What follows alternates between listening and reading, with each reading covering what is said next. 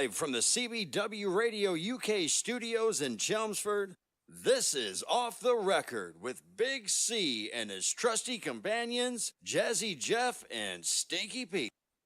And we're all here. Yeah, we were a little bit concerned about Jazzy Jeff, but he's here. He's here. He's not to be put off by any other business. So we're all good. Arsenal just won, I believe. Is that correct? Yeah, they have. And the African Cup of Nations game that I was watching has just gone to overtime. So, okay. So Pat Metassar's qualified for the final. for the final, yeah, for Senegal. So we haven't got him back, but we've got Conor Gallagher anyway. We've got Conor Gallagher. What more do we need? Well, to be honest, I think he's a really good buy. I'm really pleased we got him. That's us behaving like a big club, deciding who you want and actually going and spending the money and buying them. You know, it's weird, nice. But true. It's unusual. Yeah, it's a good. I think overall it is a good buy. But I think it is. The one good buy that we really want, though, is Thomas Frank. Yes. Although Jazzy Jeff doesn't agree, he's a big fan. I like Thomas Frank. But anyway, we're not going to do Spurs. No, we do that so often. No, we don't need to do Spurs. They do it to themselves so enough times anyway, so that's fine. Right, here we are off the record. What number are we on? 196. I'll try and speak into the microphone a little bit more this week. Yeah, that'd be good, because that kind of is how radio works. Yeah, it is. So any sort of looking over at any screens, I'll try to avoid. Do that. This is episode 196. Only 4 more, and we got to the end of series 7. Wow. Exciting. So hopefully we'll be recommissioned. Can I ask a question? Go on. So 200 doesn't divide by 7? No. He makes a fair point. And given that my brother and I are not the world's greatest mathematicians, I think it's a point that's worth making. So somewhere along the lines, one of the seasons has been done out of a few episodes. Yes, probably so. It might be because we had a long gap, didn't we? Maybe that's something with yes. When the studios were being moved over there. Oh, yes. Across Vous avez quelque chose là, mon ami? Oui. Mange tout. Although that's another programme that Stinks doesn't like. He doesn't like Only Fools and Horses. You don't like it, do you? I don't mind it, but I just don't understand why everybody says it's the best comedy in the history of the universe, because it clearly isn't. But anyway, yeah, it's all right. It's fine. I like Trigger's Broom, and he was a Spurs fan. Trigger is brilliant. Right, so this week we are doing. Hello, guys. Thank you very much for coming along again. Thanks, Jeff, for making it at the 11th hour. I think 11th hour. That is it. We have got, I think, a good one tonight. Albums from the year 1977. All right, so we're in the 70s, a good decade, best decade, many would say. Others might not, but others would be very wrong. But unequivocally the best. Unequivocally, definitely. Can I just say that there is no such word as unequivocally? I know. What's the actual word? It does not have a B in it. It does not have a B in it. It's unequivocally. Yes. Unequivocally. There you go. It sounded good, though. It sounded good. I'm fully aware that it doesn't have a B, but I like it's like all these people who say probably instead of probably. They need a damn slap as well. Oh, don't start me on those. It's all the defiantly's instead of definitely. That's another one. Yeah, I know. What's that about? And then people say his instead of he's. They need a slap as well. Well, we're having a good grumpy start, of course. I've been grumpy all week, mate. So I'm absolutely on it. The question is, did anybody notice? What, that I was grumpy? Yes, I had two of my friends messaged and said, "You're particularly grumpy this week." And I'm not quite sure whether that was a compliment or not. Anyway, you've chosen some good albums for the radio show, I thought, this week. For the last 2 weeks, I've been on fire. You have been on fire. There have been good ones today. Today's was particularly special, I thought. Oh, I love that Mary Shaping Carpenter album. I play it so often. It's brilliant. Stones in the Road. In the Road. Playing on the radio show. It's a great Absolutely brilliant. I dare say you haven't got an album tomorrow. You're around tomorrow, I assume, are you? I'm around tomorrow and All right, Friday, so- and I'm going to go for 1977 albums. Yeah, all right. I thought you might do. I'm trying to read it, but not not talking to the mic, if you see what I mean. I did mention earlier on, 77 is a good year. It is a good year. And an article Yes. here says, was 1977 the best year in music history? It says No. here. No. Because you think 71 is, I know. Well, no, okay. So 75. Well, no, I've been thinking very, very hard about this because in between all of the other things, I did actually do some thinking about this show. And I think that if and we've had this conversation many times because we've done a lot of these album charts. Yes. If you take the view that really, really brilliant music started in 1967, there was a kind of run in 65 and 66 into 60. Hear me out. Yeah. There was the stuff I'm talking about, the modern era stuff, right? The stuff we grew up with. So from the mid 60s running into, but then I think we would all agree, Jeff, you've mentioned 75, but I think we'd all agree that 71, 72 and 73 were all brilliant. I think, Colin, you prefer 73, don't you? I prefer 71, but I think basically those three are in the middle. And then you've then got the run out to the end of the 70s. So I think you've got a period which goes, let's say 65 through to the late 70s. They're your 15 years. For me, and this is my thing here, for me, 1977 was music's last great year. So 78 and 79 were very good, and 80 was tolerable, and then it all went down the shitter till about 2010. But I'm joking. I know what you mean. I know what you mean. Your general view of the 90s as well. But for 1977, me, I think was, and if I look at the bands that I've chosen, 1977 was the last great album that those bands did as well. So that's my thesis. Interesting. Okay. Without reading the whole article here, but you said here, like 1977, a revolution was afoot on both sides of the pond. A gig poster proudly pasted to the wall of the CBGB advertises a forthcoming show where the Ramones are backed by support from Talking Heads, and Blondie's concert in July trails the bottom of the pamphlet. Meanwhile, in the UK, Sex Pistols, don't mention them, gigs are proving so raucous that they're forced to play under pseudonyms like Special Guests, Acne Rabble, and a mystery band of international repute to avoid the authorities' heavy-handed attention. But some might claim that, I'll stop after this, some might claim that punk and new wave uprising that finally crested the sacred shores of the mainstream in 1977 was short-lived. But in truth, its glorious teen spirit stench can be whiffed in everything that has followed. And I mentioned this earlier, actually, Kurt Cobain's definition, juvenile definition probably, but he put it as punk is musical freedom. It's saying, doing and playing what you want, basically. And 77 was the year that punk, there was obviously a sneaky little bit in late 76. And everything that I really loved in 77 was this new raucous rock and roll that is called, well, was called punk rock, and then new wave after that.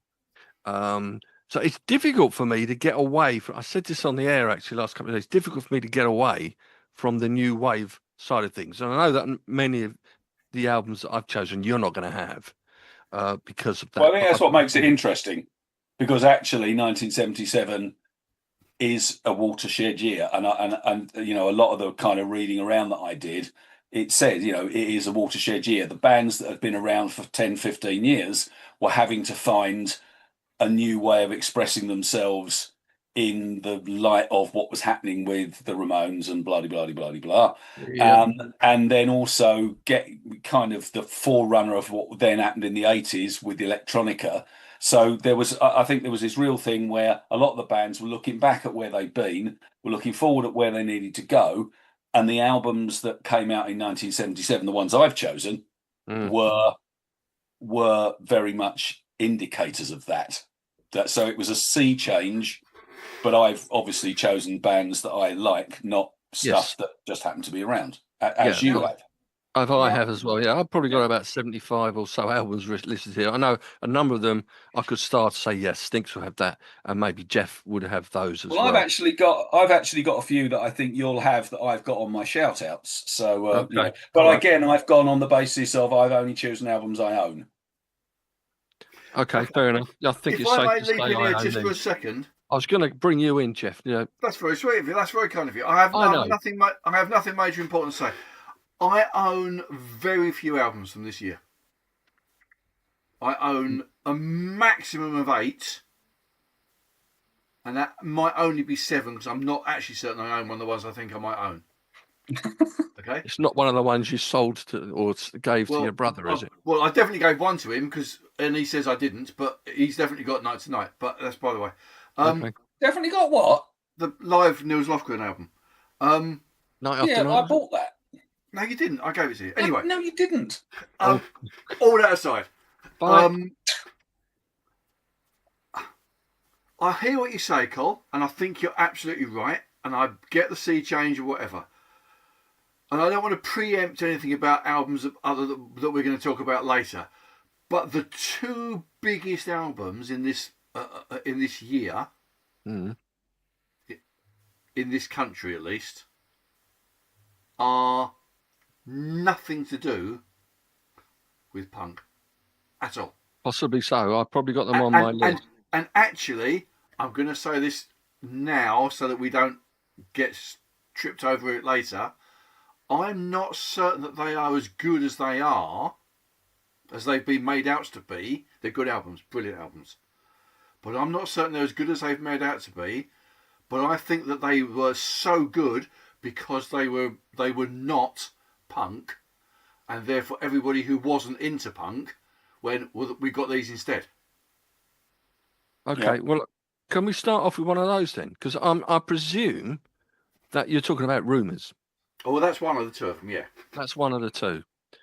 I mentioned this again the other day. I played because that was one of your albums, Pete, wasn't it? I chose it but I haven't put it on my list deliberately. I've put it on my shout outs because I own it and it's a great album. Yeah. But I haven't chosen it because I don't want to talk about it because everybody does. Everybody does. All right, okay. I haven't either.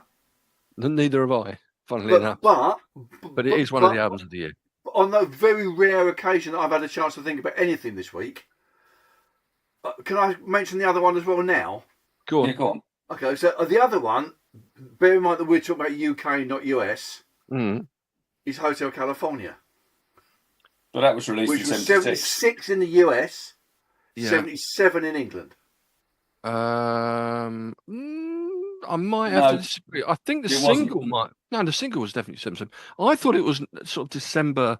It was December 76. It was released. December 76 in the States. It was 1977 in England, in Britain. Shall I look this up? You can look it up, and I will bow to your better judgment or whatever Wiki or Google says. But I am 90% certain I'm right. Hotel California album. Just one date given. It doesn't specify UK and it says December 8th, 1976. Yeah, December 8th, 1976 is what I've got. It says it because I found it. Okay, interesting. But I agree, that is a good album. It's a great album. I prefer it is the other big selling album of 77. It was probably a big selling album in 77, yeah, but technically we differ on the dates, but yeah. But you're right, it's nothing to do with punk. But I'm not convinced that either of them are as good an album as they've been. They're both brilliant, but I'm not certain they're as good an album as they've been made out to be all these years. They did it because there was so much of the punk stuff going on, which so many people didn't like. Now, there are those of us that loved it, that actually these 2 albums became the standouts, like the flag bearers for non-punk. Well, you could be right. I personally can't, I don't know whether that's actually the case. Like a sort of antithesis of punk. And that's why people bought it. They're both very good pseudo-MOR rock albums. Yeah. Okay, I say I prefer Hotel California to Rumours, but Rumours is a great album. By the way, what is the opposite of antithesis? I tried to work this out the other day. Is it synthesis? I've had a really long That's a week, serious and question. I cannot answer that question. You can't answer it. Okay. All right. I've got I'll think absolutely I'll no think idea about at it. all. And Think at on. some I point, think when the opposite of antithesis is cat. Something like that. no, hang on, synthesis Yeah. and antithesis. No, they can't be, because antithesis means the opposite of something, and Yeah. synthesis is what plants do with the sun, isn't it? I don't know. I failed biology. No, so did I. Do you mean synergy? Do you mean synergy? No, listen. Excuse me. I'm in consulting. You're not allowed to use the word synergy. It is the word that you're not allowed to use. Synergy is banned. That's like swearing in church. Anyway, moving on. Yeah, moving on. This was just a thought while I was driving along. I think it was yesterday, actually. I thought, I wonder if these two are so big because. Well, there might be an element to that in there. I must admit there might be. But I liked New Wave, and I liked. Well, actually, I definitely liked Hotel California when it came out, and yet I still loved New Wave and punk. I didn't get Rumours when it came out, though. You didn't get it? No, I bought Rumours was the second album I ever bought on CD. So when CDs came out, the first one I bought was Band on the Run, and the second one I bought was Rumours, because I felt I ought to own a copy. And I've listened to it numerous times, and it's a very good album, and the chain is brilliant, but the rest of it is just a very good album. So I agree. I think people bought it because it was accessible. Still their best album. Huh? Still their best album, I think. Well, it's the best album of the second coming. Yeah. Yeah, of the second coming. Yeah, okay. All right. Now we've put Rumours and Hotel California, which may or may not be 1977 anyway, aside. None of us, rather, is going to talk about it. What are we going to talk about then? I'm not going to start this time. Someone else can start. I'll start. So, Jeff, what I'll you got? start, and that way that gets one of my three out of the way, and then Pete can get. No, hang on. So, sorry, can you just explain to all of the listeners that we had a conversation earlier in the week? We did, but I've kind of superseded that a little bit. Yeah, I'm too busy, and I haven't got any albums to talk about. So you talk about them, and I'll join in. So this is a slightly different version of the show. This is a very slightly different, because I've actually got a few to talk about, and then I'll join in the rest. What have you got then, Jeff? Well, I reckon neither of you have got this, so I'm going to go for this one. Go on. UK #2 platinum album. Inspired by Popcorn by Hot Butter. No,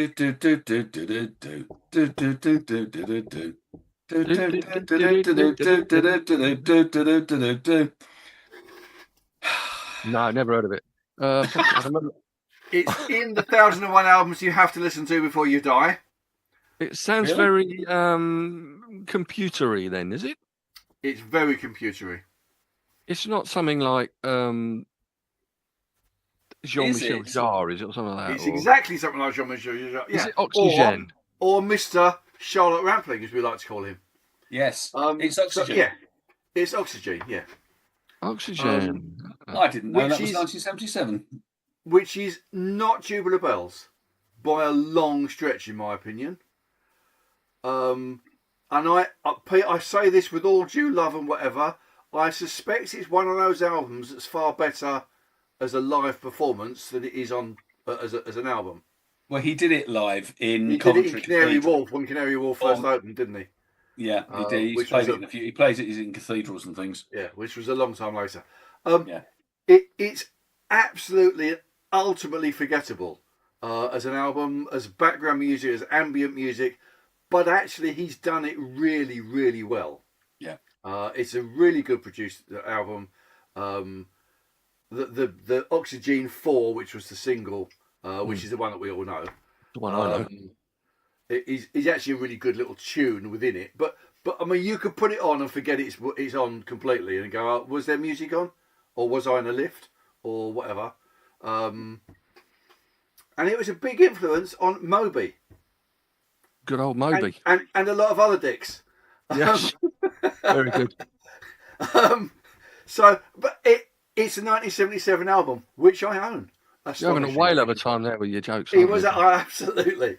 And it's not in the same genre as most of the other albums of that era. No, it's not. Well, it's in the same genre. It's in the same genre as one of the other albums, which is one of the ones that I've got on the list. You've got a Kraftwerk album in there, have you? Well, I have. I'm not going to talk about it, but Trans Europe Express by Kraftwerk came out in '77, and that's kind of the other one, which was a big album. Like it's not the same as Oxygen, but it's that ambient electronic. Oxygen. Oxygen. Oxygen and a grave accent. It has a grave accent. One of them. Oxygen. Mrs. Leach would never forgive me for forgetting what it was called. Good old Mavis. Good old Mavis. Or Jess, as we used to call her, I believe. Yes, we did. Yeah, Jess. Why was she called Jess? Jessie Leach. Why? But why Jessie Leach? Why? Her name was Mavis. Something to do with a cow, is it? Jess, I don't know. Jessie Leach in Crossroads or something? Wasn't Jess a cow in Magic Roundabout or something? No, that was Ermintrude.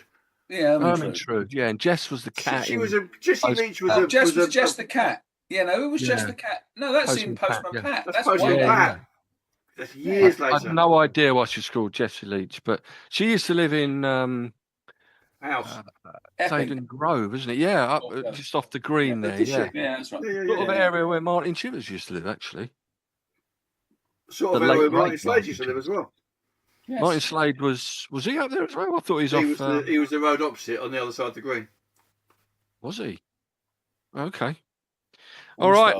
Oxygen, not on my list.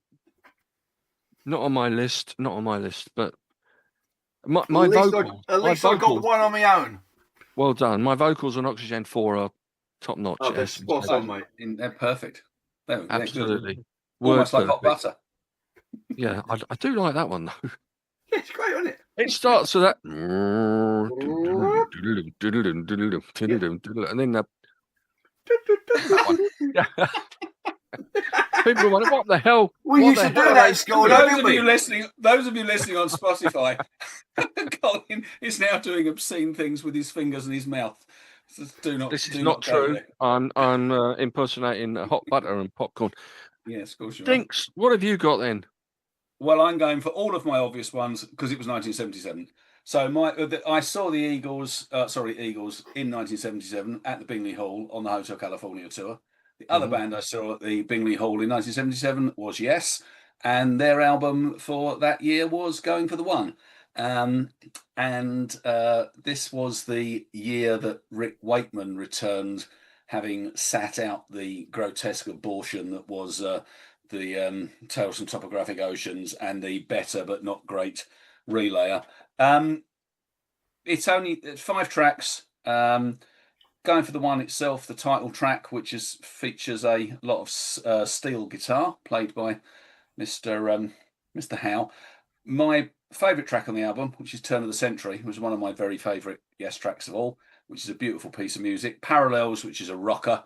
Wondrous Stories, which was obviously their big hit single up until Owner of a Lonely Fart.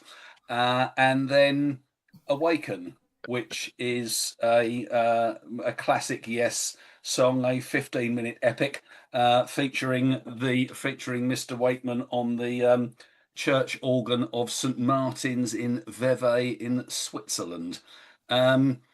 I think it's interesting for me because I think it's the last great Yes album. Tomato was okay, and then it kind of went downhill rapidly after that. Most big Yes fans would say that it's their 4th best album. I'd say it's their 2nd best album after the Yes album. It's a brilliant piece of work, but it is very definitely the bridge album between their history, so all the big kind of massive productions and very, very long tunes, and then what came after, which there isn't really any of that. There was a couple of longer ones on Tomato drama, but basically they then became the Owner of a Lonely Heart version of Yes, which is all right but not great. And I think the other thing, which was the big change, which is what the other thing I like about the album is, it's a triple gatefold sleeve, It's a single album with a triple gatefold sleeve, so you've got an awful lot of cardboard for your money. But it's also a hypnosis designed cover, which were the guys that did all the Pink Floyd stuff. So although they kept the Roger Dean logo, it wasn't a Roger Dean cover, and nor was Tomato. Roger Dean didn't come back until Drama. So I think in many, many ways it was the end of classic Yes. And as I say, my second favourite Yes album. So that was an easy choice. We like to be transatlantic on this show and this podcast. So when you say tomato, for those watching in the States and listening in the States, it's tomato, yeah? Presumably, yes, but they would Yeah, be wrong. okay.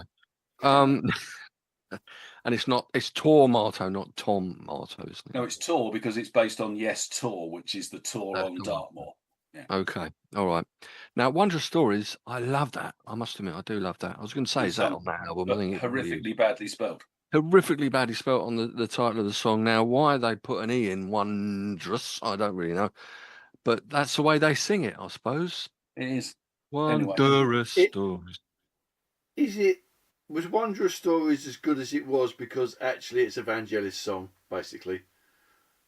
I mean, I know he didn't write it, I know he didn't whatever, but it's exactly the same as So Long Ago, So Far as in concept. Yeah. Again, I think that because Vangelis had played and then Patrick Moraz had played on Relayer, they had a couple of other organists while Rick Wakeman wasn't around, and I think that that has an influence on the sounds, doesn't it? So I also think taking up on what Jeff said earlier on about the rumours, antithesis of new wave, and for me, probably Wondrous Stories. I don't know whether I like it so much because it is the antithesis of everything else they do on the album. I don't really know. It stands out to me as being wondrous. It's a single. If you take Awaken, if you take Awaken out of the equation, Going for the One, Parallels, and Wondrous Stories are all 5-minute songs. They're singles. Okay. So So I think that it is a very definite change, and it pointed the way to Owner of a Lonely Heart and Changes and all the other songs that came later in the Trevor Rabin and Buggles era and all the rest of it. Anyway, it's a really good album, and Turn of the Century is an absolutely beautiful piece of music. When I had my Spotify 2023 Wrapped and 2024 Wrapped, Turn of the Century was number one both years, so I play it a lot. Okay, let's move on. You've got ones that you like. I've definitely got ones that I like, and this one isn't new wave. It isn't new wave from 1977. In fact, there were two albums by this band in 1977. This one is a live album. Okay. It is the Fab Four, the Frantic Four, South London's finest, Status Quo Live, which came out in March 77. I would say, and the other album this year was Rockin' All Over the World, which came out in September, October time, I think it was. But this lot, I thought, shall I choose that? Because that sort of pointed to the way they were going. This live album really sort of set seal on their career up to that point, and it was like the end of an era. It was the classic rock, the Frantic Four. One of who was it? Classic Rock actually said it was number 16 in the greatest ever live albums. I don't know whether they're a good guide, but I mean it's warts and all, no overdubs, which you find a lot on live albums. Francis Rossi said all he can hear now is the mistakes on the album. So, but that's the way it was. That's a good thing. That's the whole point of a live album. There should be mistakes. That's true. But then he listens to it, and then they were great having no overdubs. This is what it should be done like that. But then he sits there listening to it, cringing, thinking, you know what? I wish we put those damn overdubs on. But no, I think it's a great live album. A 16.5-minute version of 4,500 Times on there, which was a live favourite, as are all of them on the album, really. The opening, Junior's Wailing, It was the Blue for You period. So there were Right. about a couple of tracks from Blue for You, Rain, the single, and Is There a Better Way? The obvious ones, Don't Waste My Time, Big Fat Mama, Caroline, that Yeah. they're all on there. Is And Roadhouse Blues on there? Roadhouse Is that- Blues, yeah, Roadhouse Blues closes the album as the encore, That's usual, the yeah. Doors song. And yeah, I mean, it's done at the live, it's done at the Glasgow Apollo, and John Coglan saying, look at the jumps, you could see the balcony bouncing up and down. I don't know whether that's renowned for that up there or whether it's I've the been to the same. Glasgow Apollo. It's And that does do that. It's a great venue. Well, I Yeah, mean, yeah. I was there for a comedy show, not for a rock show, so I don't know, but it was. So that is what I've gone for. Rock and Roll Over the World, I liked, but it was a softer side. The way they were going, a little bit more poppy. Pip Williams came on as a producer, and yeah. But so I've gone Status Quo Live. Got to number 3 in the UK album chart.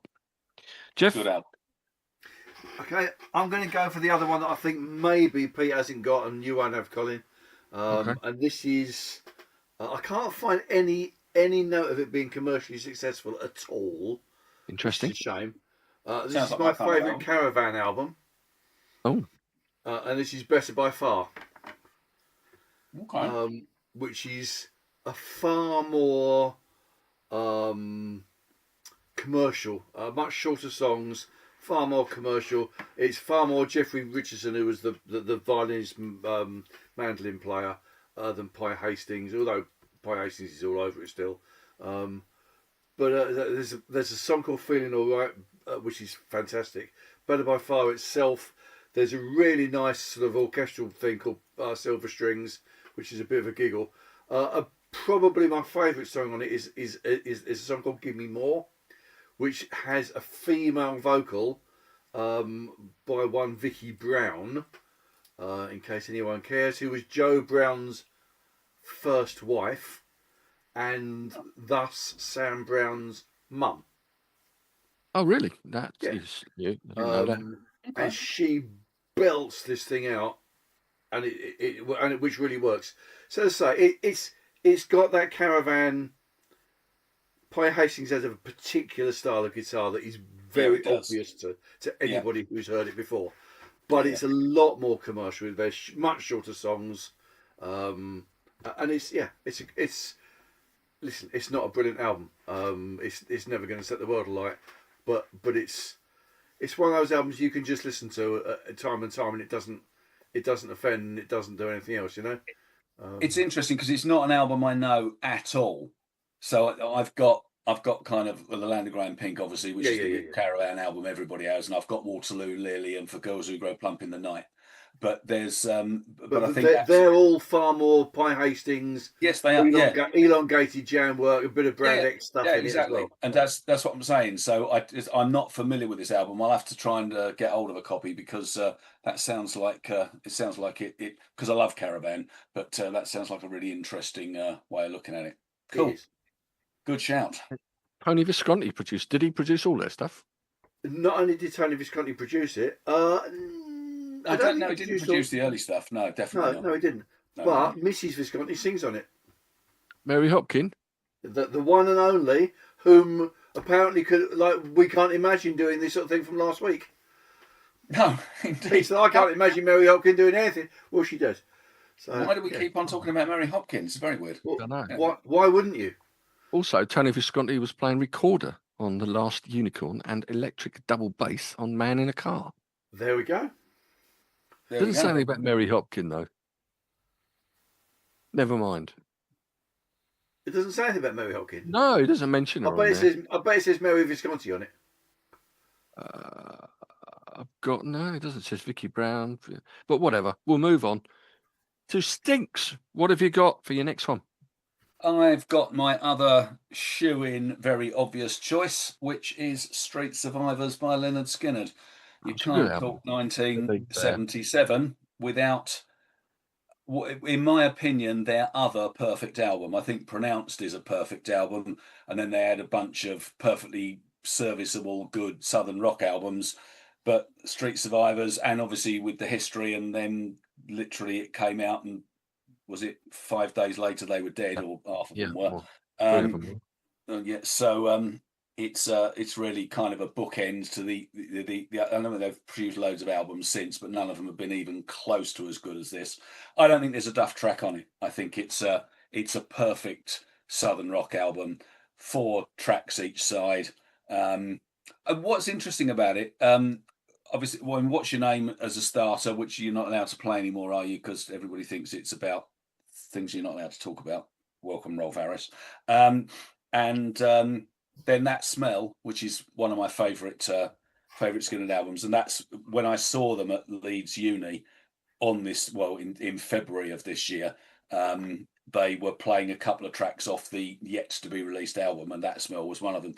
What's interesting is that the track One More Time, because I chose it as my album of the day, didn't I? So the track One More Time, they've also got playing on that Ed King and Ricky Medlock, who were in the original band before, when Pronounced came out. And obviously Ricky Medlock is in the band now. He's now the only surviving member of the original band who's still left. So he plays on that. And then what I didn't realise was, but I Know a Little is a Steve Gaines song, and Ain't No Good Life is a Steve Gaines song. And you got that right, and I Never Dreamed are Gaines and Ronnie Van Zant.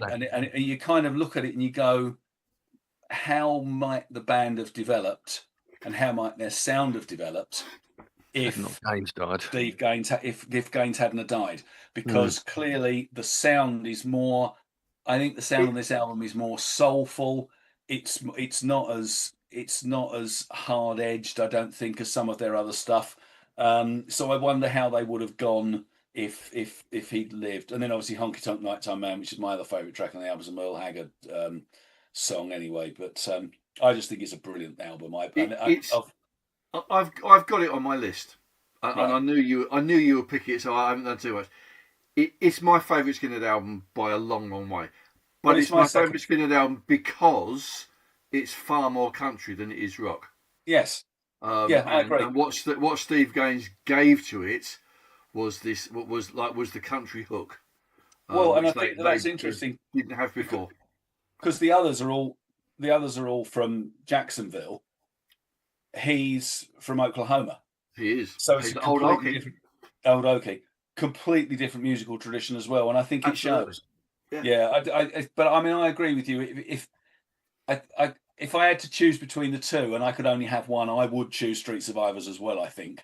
But obviously, Pronounced was where it all started, and it's got Tuesday's Gone and Freebird on it. But anyway, yeah. So that was my other. Well, I've got 3 very easy choices. I'll do the third one next, and then they're done. Okay. Right. Onto the punk new wave. The top punk album, I think, was by The Clash and their debut album. I mean, I don't want to spend too long on any of these actually, because I'm sure in some way we've talked about them, and I have certainly. Whether it be, I probably had as a C album, I would have thought. But yeah, it came out in April '77, and the Clash were a very, very, very good band, I think, in the early days. I mean, they kick-started the Roxy Club, the first punk rock club in London, actually. They were the first band to appear at the Roxy in January '77. But they got together for the album, recorded it over a weekend, and I mean, it's such a good album. I just wish they had a lyric sheet with it, because it was very difficult for me to pick up what the lyrics were, in the same way as the Pistols one, actually. A lot of them, they're a little bit more easy to understand than the Clash, to be honest. But I think one of the greatest punk albums of all time. Joe Strummer and Mick Jones produced the vast majority of the songs, apart from the Police and Thieves cover, the Junior Mervyn reggae song, which they rocked up a little bit, a rock reggae, which is definitely the way the Clash were and certainly went. But other songs that weren't singles have become classics. Janie Jones, White Riot was a single, of course, their debut. London's Burning, I'm So Bored of the USA, Suck On Kojak, as they sang on that one. Career Opportunities, Protex Blue, which is about a particular make of condom. So there was a variety of songs, Hate and War, and the classic closing track, which is Garage Land, which I've said before, but I'll say it again now. A reviewer called them a garage band, and they said, "Yep, they are a garage band, and that's where they should be, in the garage, preferably with the engine still running," which I thought was very harsh, unnecessary. And But stupid, because it's an absolutely brilliant album. I think it's a great album. Yeah, it is. And I had to include it, whether we've mentioned it before or not. But the Clash. A lot debut of these albums we're going to have mentioned before in some context or other. So Okay, over to you, Jazzy. Okay, let's stay away from punk again just for a split second. I'm gonna delve into Pete territory here, but only with a little toe. And I'm going Songs from the Wood by Jethro Tull. Well, this was the other one on my list that were my 3 absolute shoeings. So let's do songs. My let's apologies. do songs from the Wood. No, it's fine. You Silver Disc UK number 13. I'm not a big Tull fan. They're good, brilliant musicians, and I can take or leave a lot of them. But this album is a lot more folk than it is prog, which is why I like it. It's a much warmer sound. And actually, I was reading a little bit about it. The drummer Barry Barlow said that actually when they were making the album, they realised that they were all friends. And to a degree, you can feel that comfort with each other in the album. It's a very folklore, rural type album. Songs from the Wood is a great song. Jack in the Green is a superb song, although Ian Anderson does the whole lot on his own. Which is one of the things I love about it, the fact that you've got this guy who said, I can't play the guitar very well, so I'll learn the flute, and then by now he plays the entire thing. Yeah, absolutely. Solstice Bells is the one everyone knows because of Christmas, but actually the Whistler I think stands out for me as well, which is a fabulous song. So yeah, it's a good album. I think it probably deserves a better stand in their catalogue than it gets. You see, I think this is really, really interesting because you've just mentioned of the tracks. I've written down 5 tracks of all of the tracks on the album to mention. So, Songs from the Wood itself, Jack in the Green, Solstice Bells, The Whistler. So all the same, and then also I think Velvet Green is a beautiful song as well. It is, yeah. So, but the thing, and I agree with you 100%. That's it. I mean, I didn't know the Barrymore Barlow quote about them being friends, but it does have, the words I wrote down were bucolic, folky, green man, solstice, a bit pagan-y. It's very much an English folk album. Yeah. And I like Jethro Tull. I've got a lot of their stuff, but for me, this is their best album. And everyone will go, no, it's Aqualung or it's Thick as a Brick, and I love, but they're my other 2 favourite albums. But I think for me, Songs from the Wood is the album. It sits in the same place for me as Better by Far does. It's an album you can play and go, I really feel good having played that album. Yes, I agree. Absolutely, that's exactly what it does. And I agree with you. And again, I think it's this thing about change. They've done all the proggy stuff, and then if you look forward to what came next, like albums like Heavy Horses, which is a good album, but it's much more of that kind of folk. It is more folky, but it's also that kind of English country thing, which Passion Play wasn't, and Minstrel in the Gallery wasn't, and Aqualung wasn't, and Thick as a Brick kind of vaguely was, but it was prog. So I agree with you. I think I would choose Songs from the Wood, definitely. It makes you feel good. That's what we want to hear. That's what music should do. Did Ian Anderson write all the songs then, or what? Basically, he wrote the core of all the songs. I think Martin Barry did some of the arrangements for stuff as well, but. Well, yeah, he's the guitar. I mean, Martin Barr's the guitarist, and then Barr, is that his Barr or Barry? I don't know. It's Barr. It's Barr. Martin Barr. And then As obviously in John bar chord. Glasscock on drums as well, isn't it? So, but yeah, they're a good band. I mean, they're very good musicians. Anyway, well, so Right. that's easy because we've both chosen the same ones. Does that mean it's on to me now then? We Or might you as well, do because another Jeff and I have talked about those. Yeah, no, Okay. I've got no. All right. All right. Shall we stay with the old punks then while we're on them? We Stay can with be the very old punks. brief with this because I'm just going to say 4 words and then we're just going to leave Never it mind there. the bollocks. Yeah, I Yes. knew this was in the list, and I was thinking, what can I say about this time? And you know what? I decided that what I needed to say had already been said, so I'm going to say absolutely sweet bugger all. Okay. Can I say All right. something? You can say what you like, I Jeff. think it's a great album.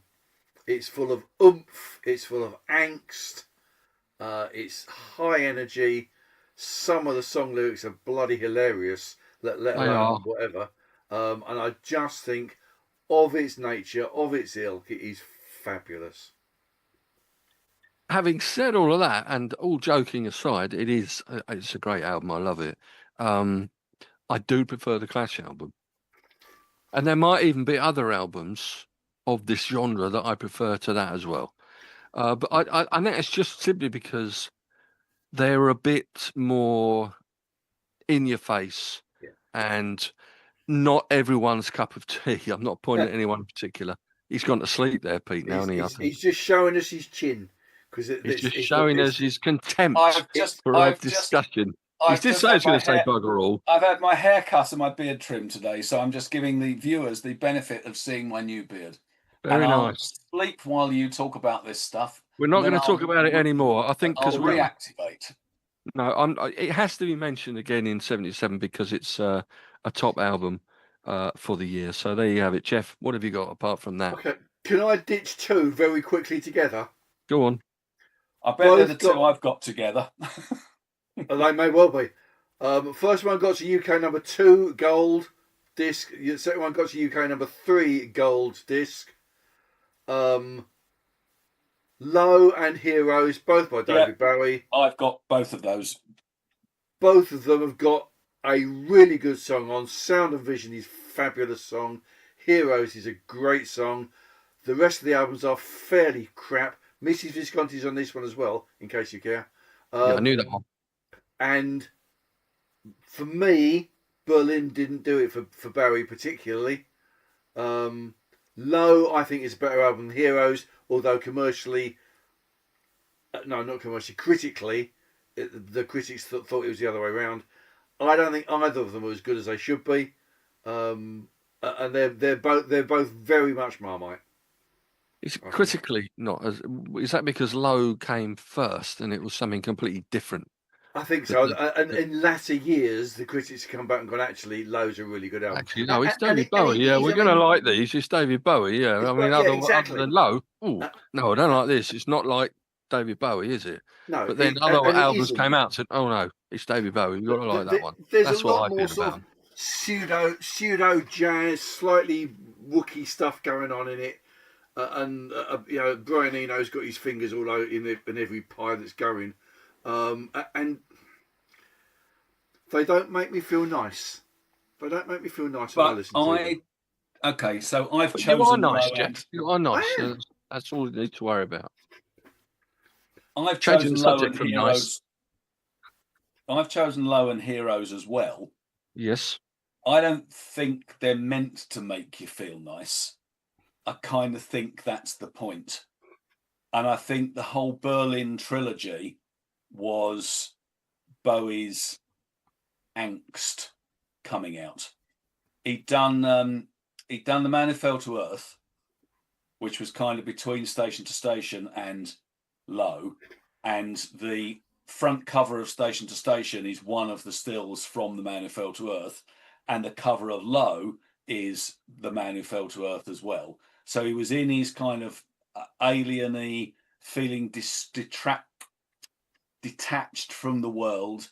The Berlin trilogy was the ones he made when he went away to get off the booze and the drugs. Although where did he go to, Pete? Eh? So where did he go to? Anyway, I disagree. I love Sound and Vision. It's a really good single. I like that. And I really like Heroes. as well. And obviously that's become a song which has become synonymous with Bowie. But I think the B-side of Low with Warsaw, Art Decade, Weeping Wall, and Subterraneans, I think I love all four of those. But I like that kind of jazzy, going off on a tangent. You're not quite sure what's going on. I like that because for me that's a musical journey, and I think and the same on Heroes, which Gordon got that for me very recently. I've only listened to it a couple of times. I don't really know the album very well, but I always loved V2 Schneider. That was always my favourite track on that album. But I like New Carl and I like Secret Life of Arabia as well. So I like the two albums. They're not, they ain't early era Bowie, but I like them. I like them very much, and the band are fantastic. Bowie, Carlos Alomar, Dennis Davis, George Murray, Eno, and Robert Fripp on lead guitar. I mean, what's not to like? I think. Oh, I can answer that. What's not to like is Eno. I like Eno because, but I like Roxy. I just think his whole art school approach to everything. I know it's not to everybody's taste, but I don't know. It resonates with me. It always has done. So. Good. Yeah. Anyway, so we're Jeff and I are doing a great job of choosing all of the same albums. That's nice. So yes, and then I'm doing a punch flying side through of things. stuff. This is good. Did you mention Robert Fripp on that as well? He's on there. Did you mention Fripp? Yeah, I did. Yeah. Robert Fripp. He plays lead guitar. Oh, and Tony Visconti is playing percussion again. There he is. And recorder probably in the background. And recorder, no, backing vocals. But Mrs. Visconti was definitely on Sound and Vision. We know that, which is on Low rather than Heroes. I love Heroes, the track. Although it's not as good, I don't think, as the earlier stuff. It's Bowie's. It's not. We've It's had not this conversation many times, haven't we? Not Life on Mars and stuff. So it's but I also do love Sound of Vision, and it's got about a 3-minute intro before he starts singing, which is a bit bizarre. Okay. Let's come off the new wave momentarily. Although it was sort of a hint at it. Came out in the same period, obviously. Because it's 77 basically, and I'm going for the Dave Edmunds album that came out in April 77 called Get It. It was his third album in the middle of the punk era. It was recorded over a period of time with Rockpile, so we're talking Nick Lowe, we're talking Terry Williams, and we're talking Billy Bremner. No, not that one. Jimmy. Some of the tackles he come out with in the studio were absolutely nightmare. Rockabilly. It was just a bunch of great songs. If they're not written by Edmunds or Lowe, you got covers of Seeger's song, "Get Out of Denver." That was, and what's the other cover they did? I can't remember now. Worn Out Suits, Brand New Pockets. But then some great Nick Lowe songs like "Here Comes the Weekend" and "I Knew the Bride When She Used to Rock and Roll." It's an absolute classic. Great song. I think so. So top 30, it got to hit with "I Knew the Bride." The album didn't chart at all in the UK, and I just loved it. Was playing it to death when it came out. In the US, it got to 109, but that's better than naught. Well, it is. Significantly. And it's called Get It. And I'll try and play something from it tomorrow, no doubt. I love On to you, Jazzy Jeff. I love the Bride's a great. I Knew the Bride is an absolute corking song. Yeah, it's a great song. Do you think Pete should go on the grounds that I've nicked two of his things already, just in case? No, go on, then. You kick. No, go on. Go. What you got? Well, I don't know if I'm allowed. I don't know if I'm allowed this. So you know that we're not allowed greatest hits albums normally in other things. No, you can have greatest hits albums on this. Yeah, no, it's fine. Okay. In that case, I'm going to go with The Sound of Bread. Great, good shout. Because UK number one, platinum album. I might even go as far to say that maybe the Eagles aside, it may just be the best greatest hits album that there's ever been. Because I don't think many people know any of the albums that Bread produced before, certainly in this country. Yeah. and yet they had all these magnificent "Make It With You," "It Don't Matter to Me," "Baby," "If Fabian I Want You," everything, everything I own, Everything "Down I on Own, My Guitar Knees," Man, "Guitar Diary. Man," and it's Yeah. just really high class MOR pop, all on one album.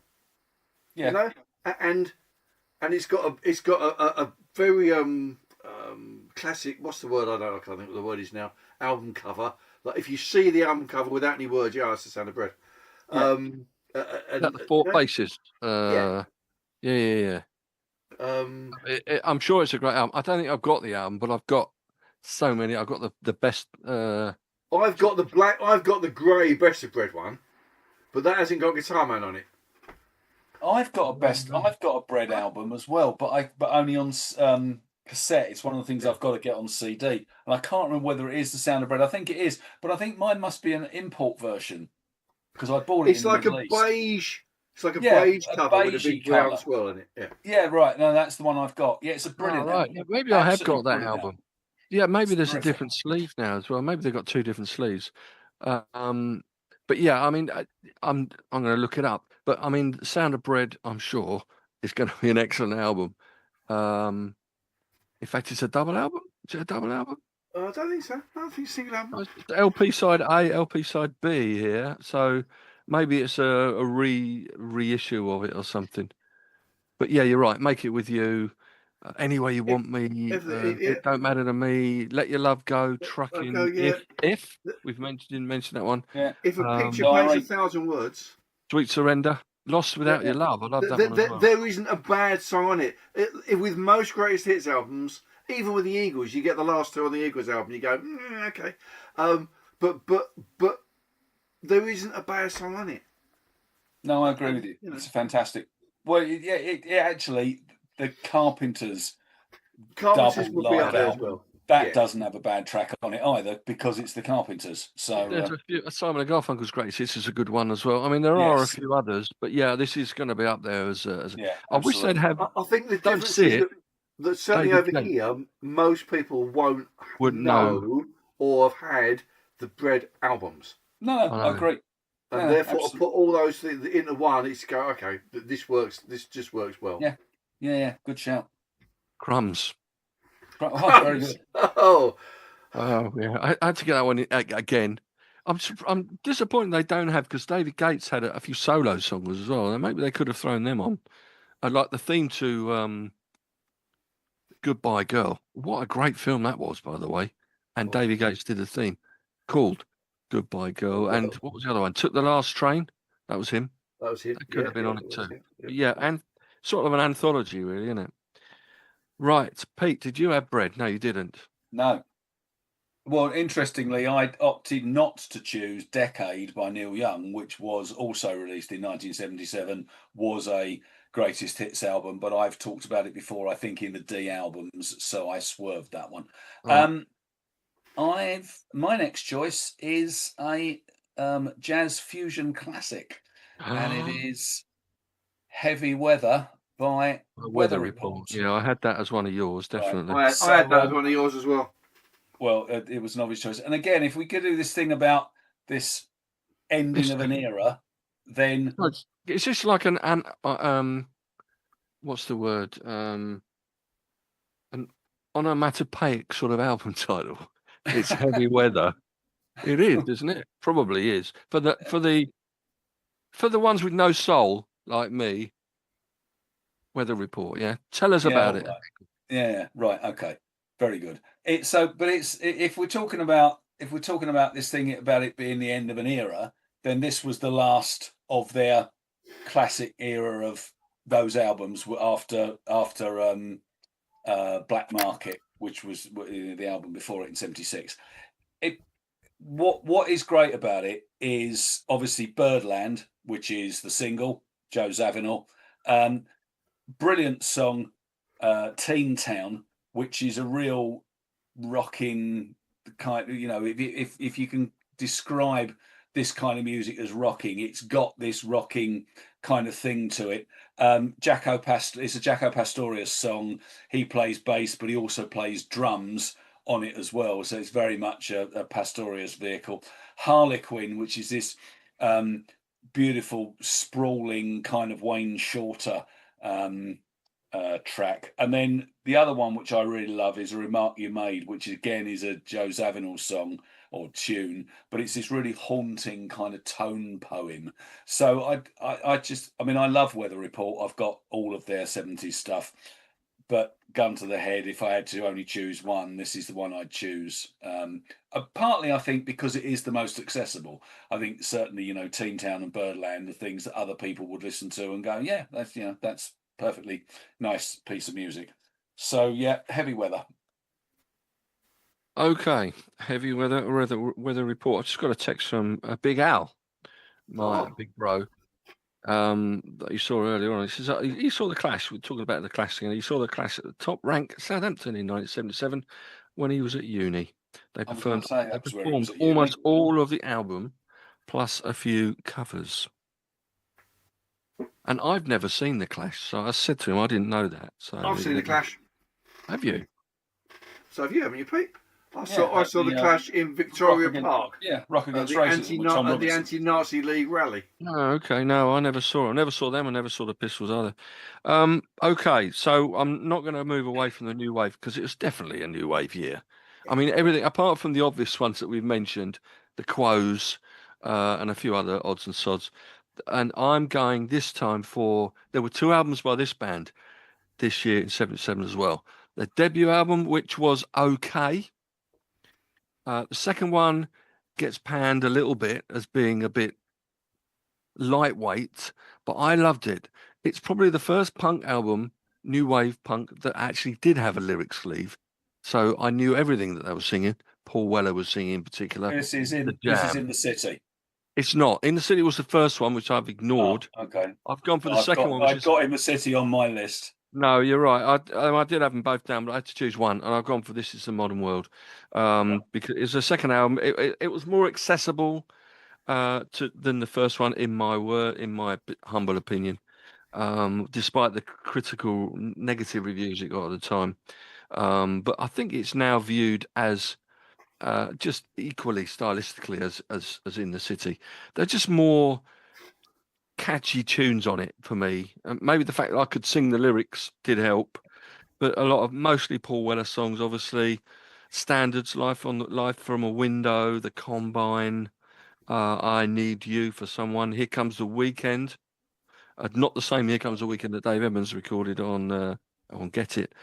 Tonight at Noon, London Girl, and there's a couple of Bruce Foxton songs on as well, and the usual sort of Stax R&B type cover that the Jam did, and on this one it was Wilson Pickett's In the Midnight Hour.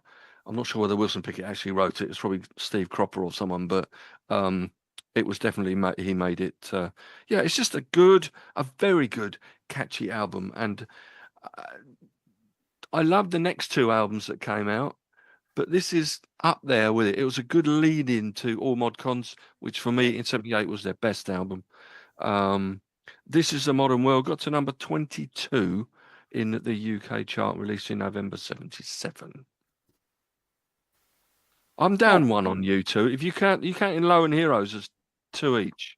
Well, no, because I chose 11 because I had Low and Heroes. Oh, so right, I've got 1, 2, 3. I've got 4 to go. Oh, I've got 5 to go, but one that doesn't need much talking about, and then I've got a bunch of shout outs to throw in at the end. Okay, who's going to go then? Who's going to go first? Pete. Go on, Jeff. Okay. Well, I'll go. I mean, I haven't got very much to say about very many at all now. We'll stay on the same cusp Genre of punk, but not quite punk. So we're talking new wave, and we're talking New Boots and Panties by Mr. Dury. Yeah. Okay. Excellent. Superb. It as a debut album, they don't come much better. I get why they put Sex and Drugs and Rock and Roll on the re-release, but the album doesn't need it. Doesn't. Because it's got Billy Ricky Dickey, Sweet Gene Vincent, which is just fabulous. Reasons to Be Cheerful, which I think is probably my favourite on the album. Clever Trevor. Is that on the album, Reasons to Be Cheerful? Yeah. Are you sure? No. No, I'm not sure it is. It could still be your favourite track, as we said, but I'm not sure it's on there. Let's look it up. I've got down "Wake Up, Make Love with Me," which is opened Wake up Up. the Well, album. that I was going to say was actually as a first album with the first song on it as "Wake Up and Make Love." Yeah, yeah, Like it's a way to start life, isn't it? You know, yeah, it kind of sets the tone, and it's super. My Old Man, which is brilliant as well. yeah. It's got sentiment, it's got poetry coming out of its ears, and despite the fact they're not mentioned, it's got a great band behind it. Yeah, for some reason it wasn't the Blockheads, was it? I was going to say the Dickheads there, but that's not right. It's the We're Ian back to Dury and the Moby. We're Blockheads. back on Moby again. Yeah, we are. But Ian and the it Dickheads. was just Ian Dury, wasn't it, on Stiff? It was, yeah. I just think as a debut album, it doesn't come any better. But actually, I'm not certain it comes any better regardless. Certainly within that genre, within new wave and the English new wave, it's Yeah. right up there. Very nice, yeah. So You're checking to see whether you Reasons come is on awake there, and aren't you? no, I was trying to. No, it's not on it. No, I was thinking of "Wake Up, Make Love with Me" with the. It was in the Naughty Naked Nude or something. He It was, sings yes. I'm in the Naughty in the Naked Nude. Naughty Naked Nude. Yes. Partial to your abracadabra, of course. Partial to your abracadabra. And Clever Trevor, Blackmail Man. There's so many great songs on it, There are. and I mean, I reservedly put a note down about the album because mentioned to you yesterday in New Spanish, did. and you hadn't got it. I can have it, but I thought no, let's see whether you do it. But you did. It is a great album. New Boots and Panties and Sweet Jean Vincent didn't chart at all, Well, but it should have done. what a fabulous song! It had Like, everything the album actually, different genres on the one album. But it's a different genre on it in its own right. Like within itself, it's two different songs. Like Yeah, at the beginning, and yeah, breaks it, and suddenly you've got this. It's superb. and then Absolutely superb. Who slapped John, and then you go into the tribute to Yeah. Gene Vincent. But there's like funk and there's disco and there's everything Yeah. on there. Isn't there? It's There's all, yeah. music hall, I guess. Bit But of when Ricky you Dicky. a lot of musical, there's certainly a lot of musical inspiration in it. When you've got a band who are as good as they were, you can do what you like. Agreed. New Boots and Panties. Good choice. Pete, I'm you still awake? Yes. Yeah, no, I just I listened to a Billericay Dicky this morning when you played it and thought, yeah, this is all right. I never, it's just not my kind of music. It's so I perfectly understand that it's very good of its genre, but I wouldn't rush out and buy it. So I think this one has got a reasonable shout to being album of the year for 1977. Is it a compilation of some kind? No. Okay. It is the high points of the career of Mr. Bob Marley. Exodus. Movement of Jar People. Yes. Now, for me, I mean, I love Bob Marley and the Wailers.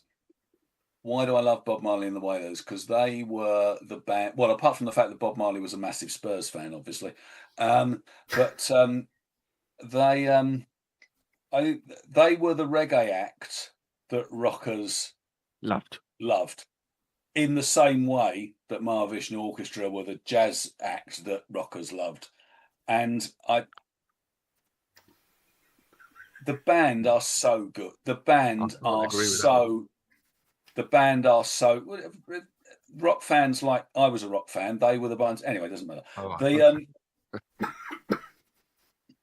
I just think what I love about Bob Marley is that he's got this. He's kind of this crossover thing with the rock audience, but then also, his songs are mostly overtly political.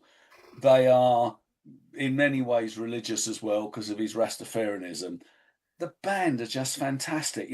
Aston Family Man Barrett on bass and on percussion, Carlton Barrett on drums, Tyrone Downey on the keyboards, Alvin Patterson on percussion, Junior Marvin, Junior Marvin on lead, and then the I3s, Rita Marley, was it Marcia Griffiths and Judy Mowat. They are just an absolutely brilliant band and a brilliant set of backing singers. And they've all got great names. They have the best. But although I'm sad that Peter Tosh wasn't in the band by then, because being called Tosh is just the greatest name ever. But anyway, but I just think everybody goes, oh, right, okay, so Exodus, the song, and then everybody knows Jamming because it was a big hit single. Everybody knows Waiting in Vain. Everybody knows Three Little Birds. Everybody knows One Love, People Get Ready. But actually, side two, basically, isn't it? Which is it's side two plus Turn Your Lights Down Low, which is the other. So that's kind of like the popular side. But actually, on the first side, as a way of starting an album, Natural Mystic is absolutely brilliant because it comes throbbing out of the speakers, and you go, wow. And then that drives you into, So Much Things to Say, which again, I think, you got that political overtone. And then Guiltiness, which again is the one that kind of everybody misses. But my favourite track on the album that isn't Exodus is The Heathen, because again, I think that is just it's such a strong sound. I love it lyrically. I just think the whole album is absolutely fantastic. And when I bought it, I played it to death.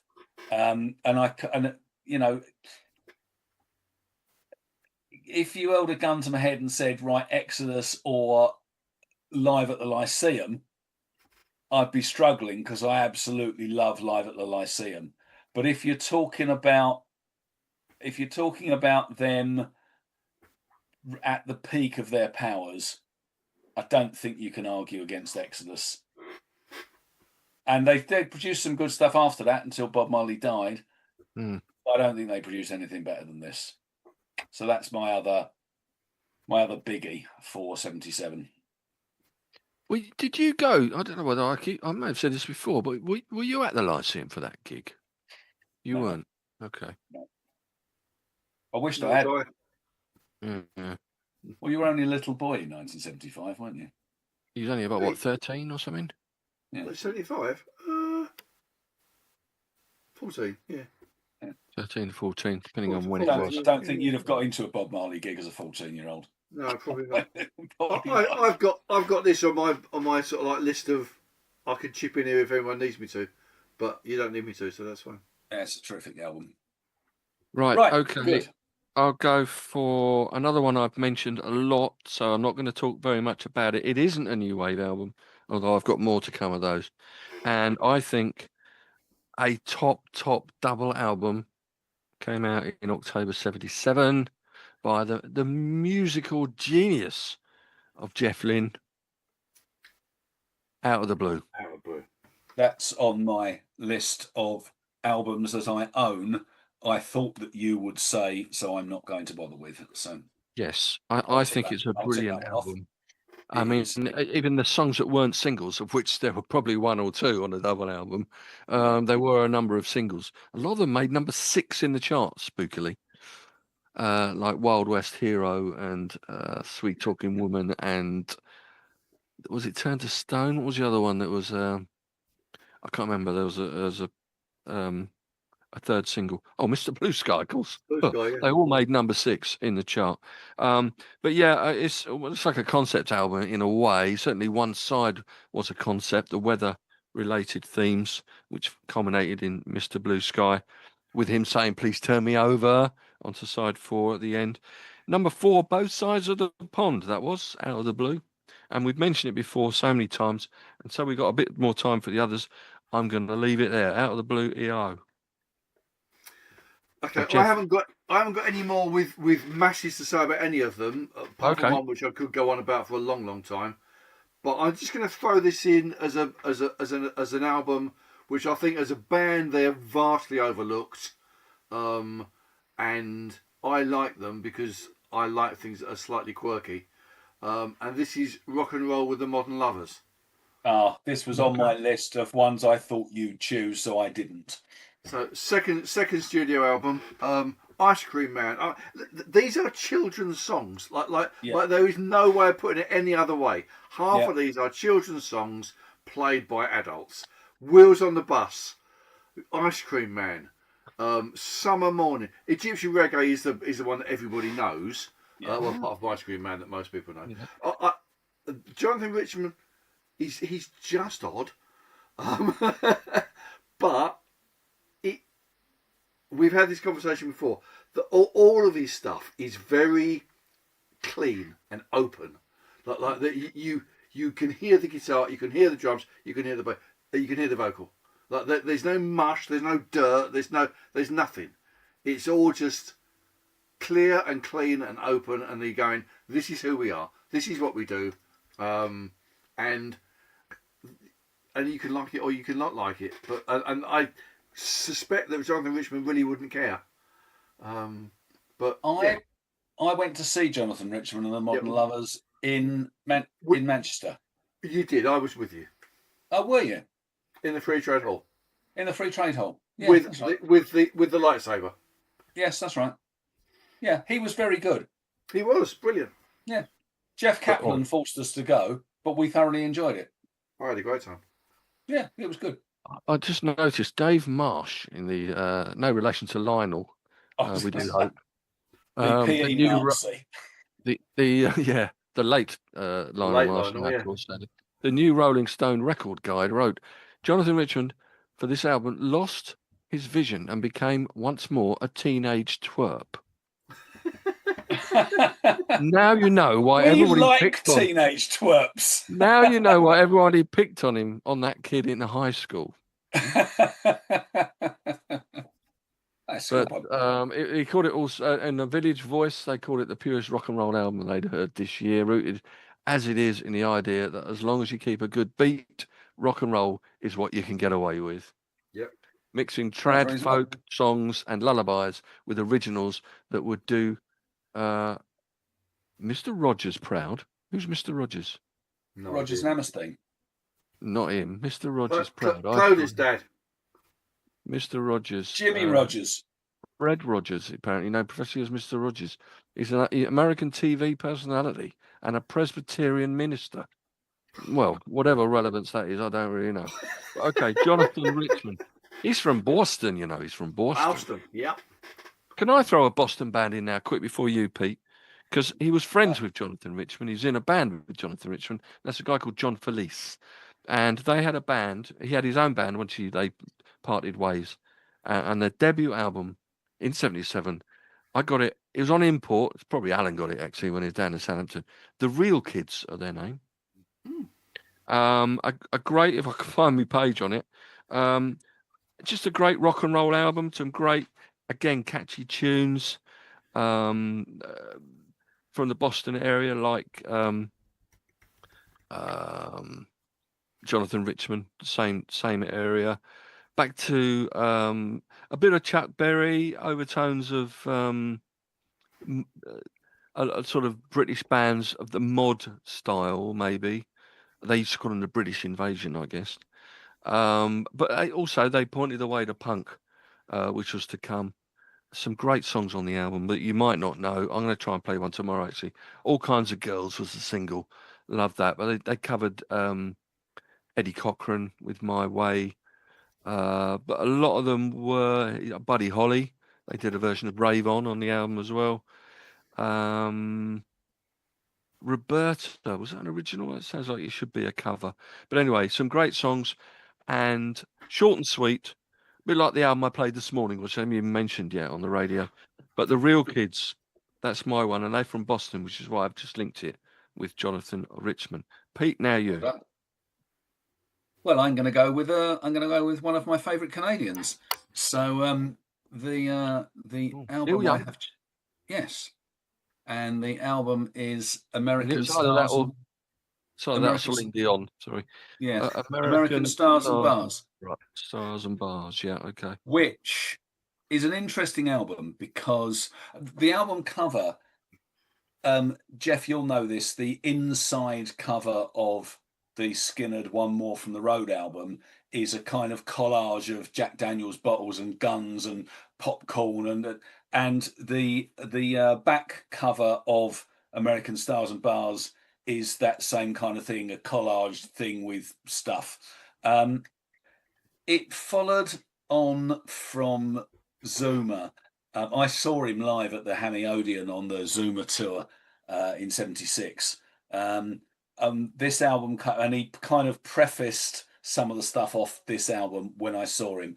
So side one is with a band whose name I now can't remember, but wasn't Crazy Horse, but was half of the people in Crazy Horse, and in classic Neil Young fashion. So songs like the Old Country Waltz, Saddle Up, yeah, that's right, the Bullets, yeah. Bullets.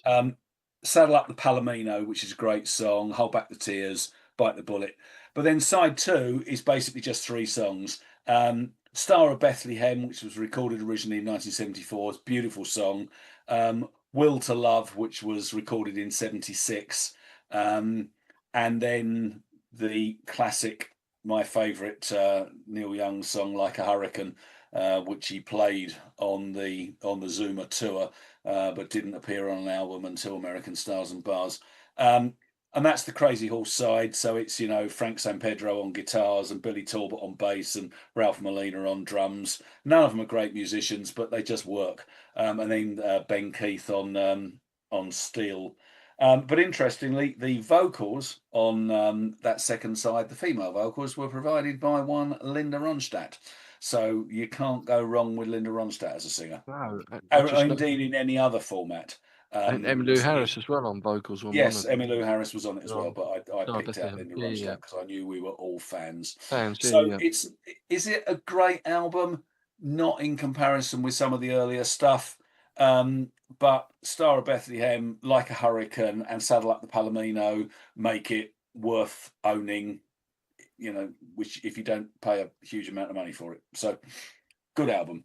Okay, so we're back to you, Jeff. You got another one for us? Yeah, well, I suspect Pete's got this as well. Let's go with potentially the best soundtrack ever.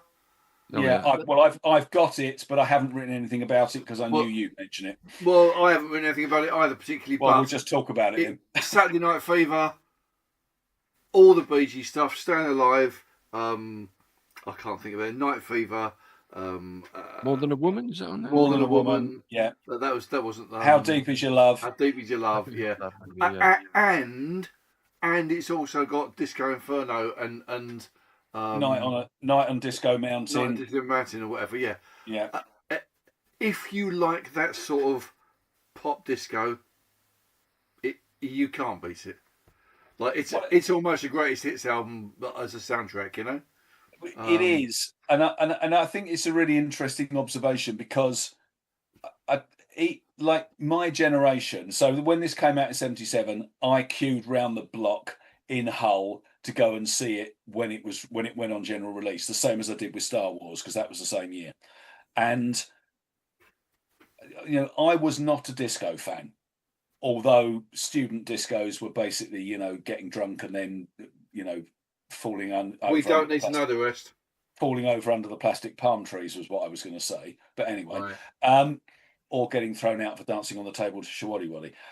That notwithstanding, I don't know anybody of my generation who didn't go and see the film, be absolutely struck by the fact that the film is not what you expect it to be when you listen to the soundtrack, because the sound, everybody goes, well, the soundtrack is all this disco music, it's about dancing. No, it's not.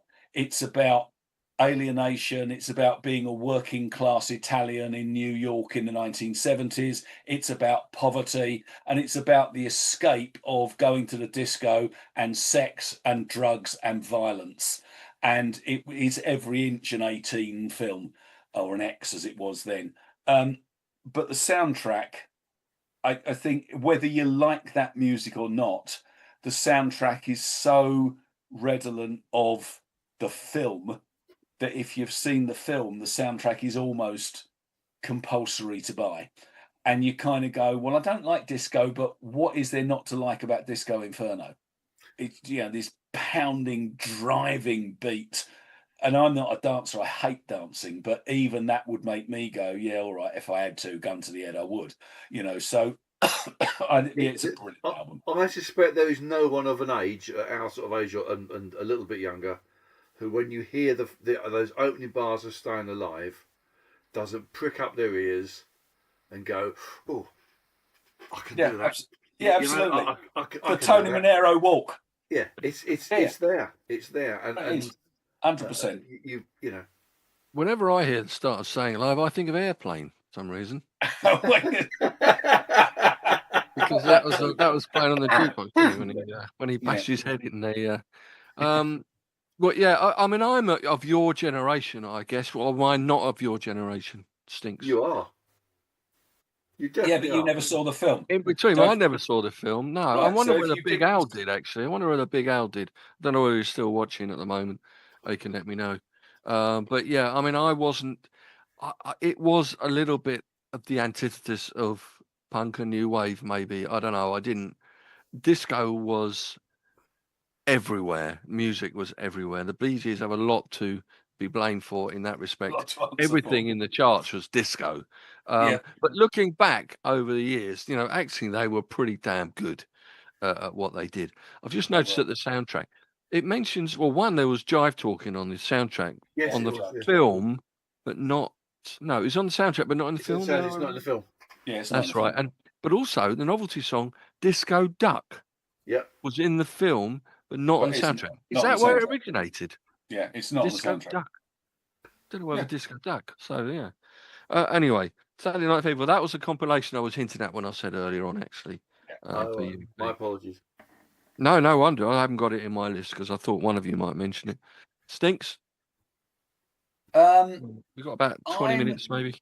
Yeah. Well, I've only got 2 left anyway, and then my shout outs. So I'm gonna go with what a lot of people argue is the best album by Steely Dan, which is Asia. It's an interesting album. It's the one that they took like forever producing because Donald Fagen's so anally retentive about every note being perfect. But actually, when you listen to the album, I think it's a really interesting mix. It's Gary Katz produced, like all of their stuff is. But by the time they got to Asia, well, a little bit earlier than that, basically they didn't have a band. It was just Becker and Fagen, and then a galaxy of session musicians. The Black Cow, which is the opening track, is almost a kind of disco funk album, disco funk song. It's a very different kind of. It's not something you expect from Steely Dan. Asia, the actual track itself, is a kind of 8-minute epic. And what I didn't realise was that Wayne Shorter from Weather Report plays on that, and Steve Gadd's on drums. So it's there he is. There's Mr. Gadd, the man who should have made the Hall of Fame. Yes, he'll be in. I think the song that everybody knows is Deacon Blues, which is Josie and Peg with the. Well, hang on, I'm going to come to that. I'm going to come to that in a minute. If you ask people about Steely Dan albums, Deacon Blues is the thing they make. I was having a chat with some of my mates. Deacon Blues was the one that everybody mentioned. For me, I like Peg and Josie.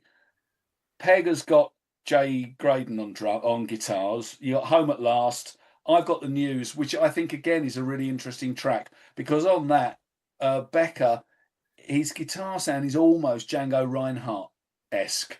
It's got that kind of gypsy. It's difficult to describe it. If you listen to it and you listen just to the guitar, and because we are musicians, you can pick out just the guitar and block everything else out. If you listen to the guitar, it kind of sounds a bit Django Reinhardt. But then Josie, I didn't really realise this because it's such a sing-along song. But actually, it's really dark. So if you look at the lyrics, it's about random violence, copulation, drug abuse, and loitering with intent. And you go, okay, well, that sounds pretty sunny. But it's a great song. Drugs and rock and roll, then, is it? Well, quite exactly. But it's Yeah, I mean, my favourite tracks are Peg and Josie, but Deacon Blues is the song that everybody knows, and obviously the band Deacon Blue took their name from this particular song. So Asia by Steely Dan. Do you A know lot how of people Asia say got it's its their name? best album. Sorry, Do you know how they got the name Asia from? As a matter of interest. what AJA? Yeah. No. Okay. Well, apparently, Donald Fagen has said that Asia was the name of a Korean woman who married the brother of one of his high school friends. Oh, okay, that's interesting. You know that, don't you? Randomly picks a name and thought, I could use that for the beginning as a title of an album. Yeah, Yep. exactly. Indeed. Anyway, right. So there we go.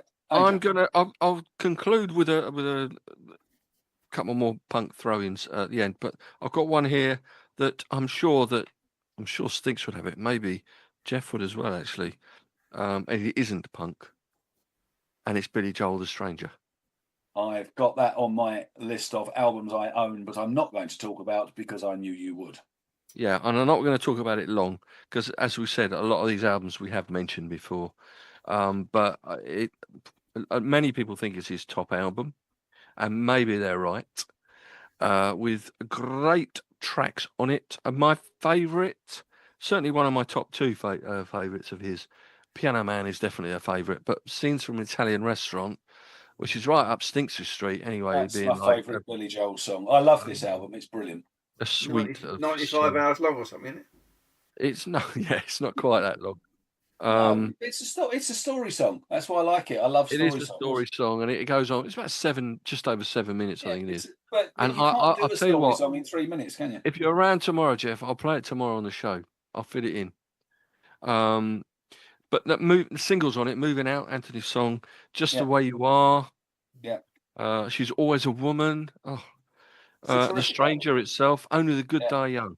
And that's just not naming about 3 other songs like Vienna. Yeah. But number 2 it was in the US, number 24 only here in the UK. Came out in September. It's his 5th album, The Stranger, Billy Joel. Any more, Jeff? Well, I'm out really. Apart from, if I throw this one in, you probably know more about it than me. What about "Rocket to Russia" by the Ramones? Well, that's on my list. That's on my list of ones to shout out. I mean, Sheena, one of the best punk songs ever, in my opinion. Agreed. Rockaway Beach, Do You Want to Dance, Here Today, Gone Tomorrow. It's just a good punk album. And I think it's better than their first 2 albums as well, actually. It's just a little bit more... classy. Yeah, classy is the word, classy. Yeah. Maybe it is a bit classy. And different tempos as well, like you mentioned, Here Today, Gone Tomorrow, and the other track, Hey Johnny, Hey Dee Dee, Little Tom and Joey. I'm trying to think of the name of the song. Little Ramona. That's the name of the song. Ramona. But yeah, I mean, some of the ones you mentioned there, it's one of the ones I was going to mention. Locket Love, We're a Happy Family. We are. You know, I just love that one. It's just, their lyrics are so funny, I think. And they're so unpretentious, it's unbelievable. But we're a happy family. We're a happy family. Me, mum and daddy. Sitting here in Queens, eating refried beans. Mummy's gulping Tholpazines. What is the end line? But anyway, and he goes, "Daddy likes men," was the last line of the verse. It's a hilarious album, A Rocket to Russia. So I'm glad you mentioned it. I was going to mention it too. I won't now because you just have. Pete, what you got? Right, so the last one I've kind of done any background on, and then I'll just throw the others in at the end. I've chosen it because it's a 1977 album. It's one of the best albums by the band in question. I own it. Do I love it? No. Has it got a couple of songs on it which I do really like? Yes. Recorded at Rockfield Studios in Wales for reasons that are unknown, and it is A Farewell to Kings by Rush. Now, one of my favourite Rush songs is Closer to the Heart, which is a beautiful little tune. It comes in at a very short 2 minutes and 52 seconds.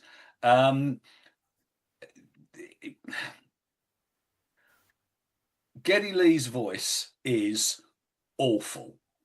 I listened to this last night because on the Planet Rock 500 greatest songs, Xanadu was in there, and that's an 11-minute and 6-second kind of vague. You can't beat a bit of Olivia Newton-John, can you? No, it's nothing to do. Right, it's nothing to do with Olivia. It's nothing to do with Olivia Newton-John. But I really like the song Xanadu. It's really cleverly constructed. It's ruined by Geddy Lee's voice. The first track, the title track, A Farewell to Kings, his voice is so bad that 2 minutes in, I had to lift the needle and move it on to Xanadu because I couldn't stand it anymore. It was drilling into my head to the point where I thought, no, this is really, really painful. So Rush at their best, Tom Sawyer, Red Barchetta, Spirit of Radio, all those, they're great. They're great rock songs, but his voice just ruins what Rush do. He's awful. But I had to pick it. Johnny Rotten awful? Well, now I was listening to the Johnny Rotten thing the other day and thinking there would be a very close fight between Geddy Lee and him as to who is the worst singer in history. And I think that we just put them in the ring and fight each other and see who wins. Between the two, I would have said Geddy Lee probably thinks he is a good singer. Johnny Rotten doesn't really care. Well, and he's just maybe. But, it's Rush write good songs. Ruined. Rush would be a great band if I had a vocalist, but they don't. He's shocking. Maybe the Sex Pistols would be if they had a great vocalist. Because that was a quickie, let me just throw in the other albums that I own. I'm just going to throw in the other ones that I own that I could have chosen. Yes. So Animals by Pink Floyd, which is basically their take on Animal Farm. It's not one of my favourite Pink Floyd albums, but it's all right. Even in the Quietest Moments, Supertramp, which is not one of, it's probably my least favourite Supertramp album, but I own it. But then the one that I own, which is very, very good, but I opted not to go with live albums, is On Stage, the Rainbow live album, the one with Ronnie James Dio and Richie Blackmore, so the original Rainbow lineup. And that was the tour that I saw them on in Manchester with Jeff, not this Jeff, my housemate, and Richie Blackmore had a paddy, and refused to play an encore because he obviously got out of bed on the wrong side, and Ronnie James Dio was kind of visibly embarrassed by this whole debacle that was unfolding on the stage, but it was the tour, the live tour that kind of was around the time of Rainbow Rising. So it's got some great tracks on it, kind of all the early Rainbow stuff. It's a great album. So I threw that in because that's the other one I own. Okie dokie. Right. Well, I've got you've done that, Jeff. Yeah. A couple of throwaways, but yeah. Throwaways at the end. All right. I've got another punk one, and it was the first UK punk album ever. That'll be The Damned then. It will be The Damned, and Damned, which came out in February '77 on Brian James, who wrote the vast majority of the songs, actually, on his 26th birthday. So he was probably a little bit older than the rest of the band, probably why he didn't hang around after 2 albums and split. But it was recorded on the back of a successful punk tour, UK tour with You Know Who and the Heartbreakers, who we'll come on to in a minute as well. New Rose was the first ever punk single. Yep. That was included on the album. Neat Neat Neat was a single as well, but other songs too. Fan Club, I Fall, Born to Kill, Feel the Pain. Did a Stooges cover as well of I can't think of the name of it now. No, it's gone, but it's the final track on the album. And it got to number 34 in the UK chart, which is pretty impressive, on Stiff Records. I mentioned the Heartbreakers. LAMF, formed out of the remnants of the New York Dolls. Like a Mother Fisherman. like a mother fisherman. You heard me this morning. I just played Born to Lose, which is the opening track, which has Johnny Thunder singing the vocal for, but it's just It's a the good album, that is. instrumental stuff. So that is that album, LAMF. And I've got another punk one here somewhere, I think. Or have I not? You were going to mention the damn. boys. Oh, the boys, yeah. Did any of you appreciate any of the boys? It's all right, yeah. Yeah, it's That's all right. the kind of music. It was way better than punk. So Yeah, I could listen. I could listen to it. I think one of my favourite albums that year actually was the boys, Yeah, their debut album, the stuff you played this morning. I enjoyed. So and got them off of John Peel. Used to play sessions. Used to go yes, and do it is. sessions for them as Yeah, well. yeah. So that's the boys. That's probably it. There's some other non-punk ones. Throwaway. Actually, no, the Vibrators. The Vibrators debut album wasn't a You bad should one never either. forget your vibrators. No, never forget your Vibrators. Pure Mania, which was I had a single in '76 actually on Rack, Mickey Most label, Yeah. called We Vibrate. And the other one I've got is two other non-punk albums. I've got Sneaking Suspicion by Dr. Feelgood, Okay. which wasn't as good as the previous 2 studio and 1 live album, I don't think. But Sneaking Suspicion itself was a great song. And also one of maybe Rod Stewart's last decent album before he went off the rails, which was Footloose and Fancy Free. I mean, it had on it Hot Legs. It had You're in My Heart, which you probably don't like anyway because it's too, how do I say, good. And I was only It's a good joking. song. I know, I love it. I love it. And I was only joking's on there as well. You Keep Me Hanging On cover. Got to number 3 in the UK, number 2 in the US. His 8th solo album. And I think that's probably it. There's one Okay, album well, I've got down here. let me Oh, got so a you've got a throw couple in- of throwouts. Got a couple of throwouts. Go on then. So you do your throwouts, and then I'll do mine. Okay. Plastic Letters by Blondie. Not their best album. 77. Was that Yeah. 77? Yeah, Okay, 77. I'm not going to bother looking that one up. But yeah, okay. I haven't got it even on my long list here, Plastic Letters.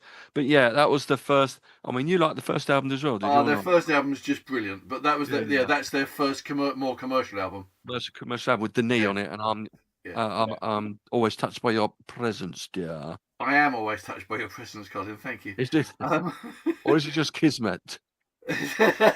Talking Heads first album, Talking Heads 77. 77, yeah, that's another one. Yeah, That's on every list. Good album. Psycho Killer is the standout by a long way.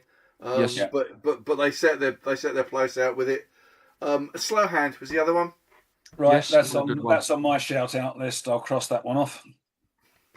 Okay, Yeah, good one. so Okay.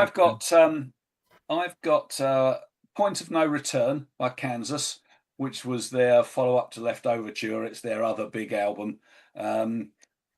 What about Rattus Norvegicus, the Stranglers? Yeah, Stranglers. Yeah. Which I mean, and No More Heroes that year as well, actually. Yeah, well, I chose Rattus Norvegicus because I just liked the name. Fair enough. The debut Foreigner album, Foreigner, which was Foreigner. packed full of big, big songs that were typical of that kind of MOR type of rock.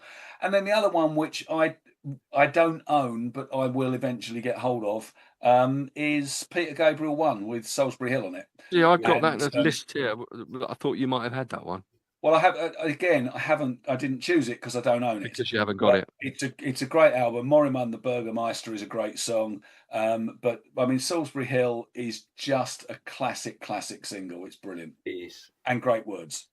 So they were my other ones. Yeah, all worthy. All worthy. Okay, and that's another one that I might have had. Oh, Little Criminals, Randy Newman. That's a good album. Okay. And Runaways album, Walk for the Night. Yeah. Oh, I've got so many that you can't go them. Oh, Boomtown Rats is another debut album that came out in '77. With Looking After Number 1, Mary the Fourth Form, Joey's on the Street Again. You know, there's a number of tracks on that. Yeah. Point of No Return. That's with a KNOW, isn't it? Yes, Point of No Return. Yeah. That's what I thought. Yeah. Okay. So I think '77 was a great year, but as you can see from my list, I was leaning definitely towards the new wave and punk. It was the new thing. And I mentioned this the other day. I don't know how much you disagree, but probably one of you will, and he'll be older than the other one probably. That the Britpop the Britpop era, to me, because 70s was great. It was new wave punk coming in. 80s, yeah, not quite so. But 90s, guitar bands came in again, like the new wave. And Britpop, I think, was just an extension, really, of the new wave. Now, I wonder why punk, which is maybe why you don't like Britpop. I don't know. Because there's some great songs in Britpop in the same way as are in new wave. You're not saying anything? So there were some great bands in the 90s. Thunder started in the 90s. Nightwish started in the 90s. There were some good bands in the 90s. There was all of Pearl Jam and Nirvana and all of that stuff. But I just don't get new Britpop. wave punk. We're talking Britpop like Oasis Britpop. and Blur and Pulp and and the Lars or any of those. Well, I got the Lars album. The Lars album is brilliant. So Shall we call it a halt? We call it a halt now, I think. We probably should. It's a day. Good show, 97.7, good year. And I'm sure some of these will be played tomorrow morning on the show and on Friday. Let me know what you want, and I'll try and fit them in either today or, tomorrow or Friday. It's almost today, actually, isn't it? But that's the end. This podcast will be posted by Shaggy over the weekend to the usual places on Spotify. You can get subtitles on Spotify now as well. Have you noticed that? Has that been a fairly new thing? Very annoyingly. Maybe. It's even worse when I don't talk into the mic. They can't hear what I'm saying, probably. But hopefully everyone's heard what I've said today. That is it. We will probably, and maybe not, we haven't said anything too controversial today, although I believe you might have mentioned Rolf Harris earlier on, didn't you? I did, and you mentioned vibrators, and I also did, but talked to be about. fair, mine was a band. I also mentioned copulation. So basically, it's all over. No chance. No chance. All right. We ain't on the BBC. All right. Okay. Well, all I got left to say anyway today. Thanks for listening, watching on YouTube and Spotify. Well, you're not watching on Spotify, but you know what I mean. YouTube or Facebook will be on Spotify. It's a good night from me, and it's a good night from him. It's good.